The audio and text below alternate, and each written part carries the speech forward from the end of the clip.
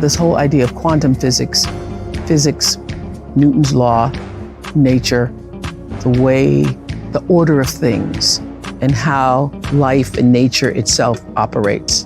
And I could see a reflection of my own self, my own being in all of that.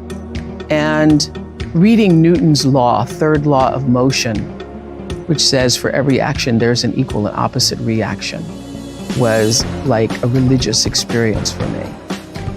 I just understand, all my bells and whistles and lights and dancing emojis went off because I could see that.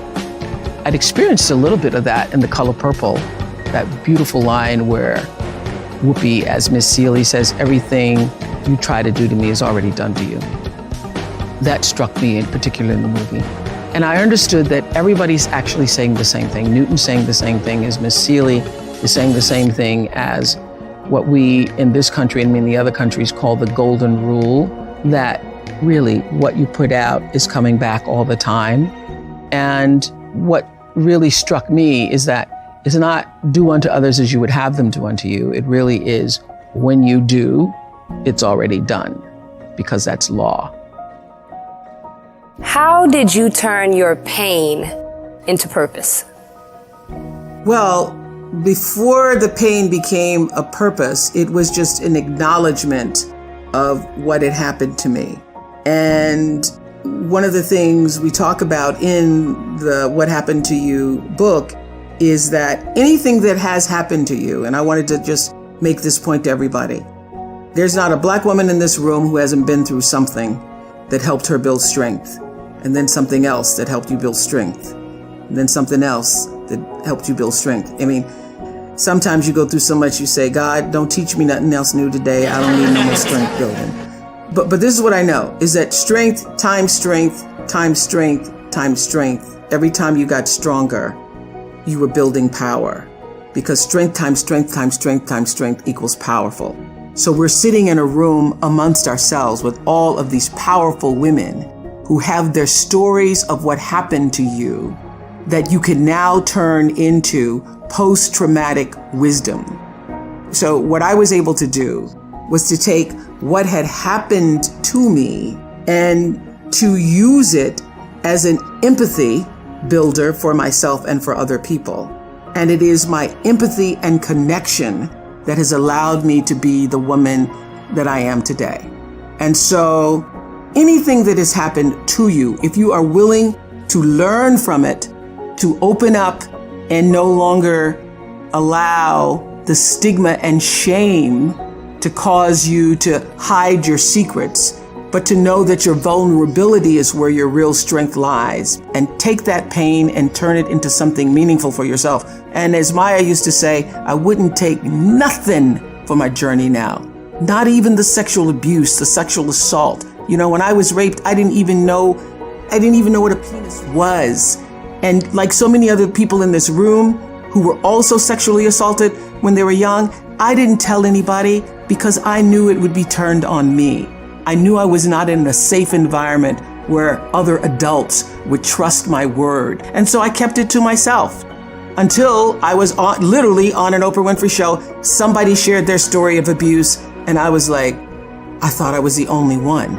I thought I was the only person who had been raped at 9 and molested until I was 14. So I think being able to take your pain and turn it into purpose and power begins first with being able to empathize with other people who've been through the same kind of pain. And everything that's happened to you has also happened for you, if you allow it to be. There's not one thing that has happened to you that you cannot now turn into something that is useful and meaningful in the life that you are now leading forward.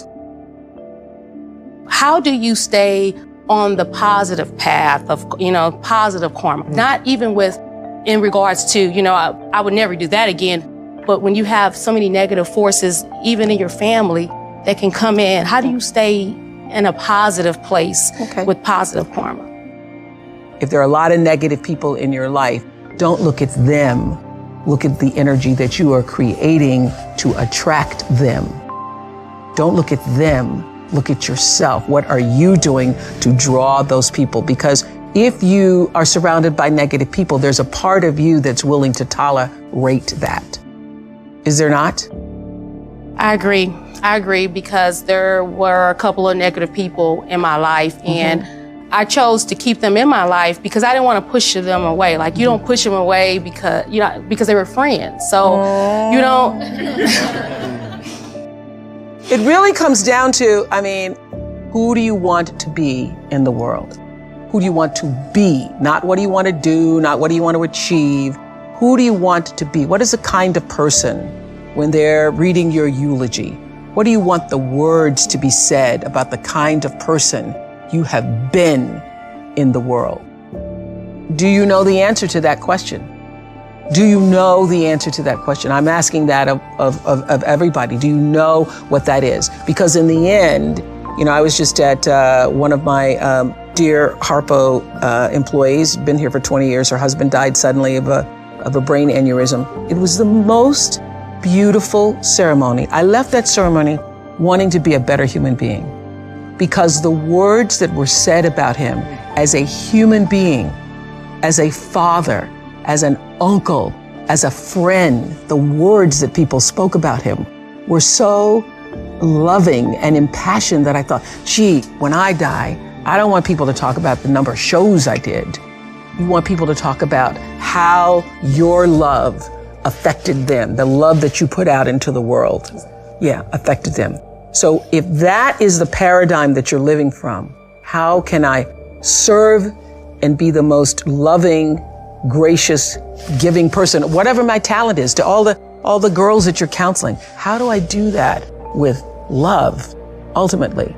I'm telling you, the negative energy will change. And when you become that force for yourself, you won't allow it. I don't care what their title or role is in your life. You just really won't. Sometimes you have to divorce your friends and divorce your family members.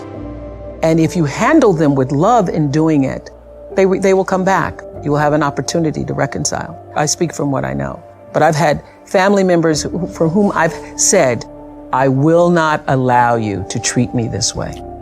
I will not allow you to treat me this way. And for one family member, it took them 3 years to get, when you get some sense, call me and let me know that your senses has returned. And what can you do when you've done all you can? You just stand. It's one of my favorite gospel songs. Always gives me goosebump fortification when I hear it, especially when Donnie McClurkin sings, prayed and cried, prayed and cried. After you've done all you can, you just stand. Well, I read a story today about a 65-year-old Ukrainian woman who used to pride herself on her beautiful embroidery work and now is sewing bulletproof vests for soldiers and grateful to still be standing to fight the war. It got me thinking about what it means to keep standing in the face of the most grave adversity. Another story, a man named Yuri huddled in a church basement saying, it's hell here. Imagine 200 people sitting in one room for 2 days. We can't even breathe fresh air. Well, I don't want to imagine it, but I know we are not supposed to turn away as the days drag on and the Ukrainian people keep standing in the face of such terror and devastation. So in our own lives, what can we do to keep standing for what's right, what's just, for what will bring us peace? Martha Beck says, peace is our home. You deserve peace. What can you do this week to take a stand for peace in your own life and the lives of those that you love, and make it so? Let me know in the comments below, because I love hearing from you, and we know that what the world needs from all of us is more peace.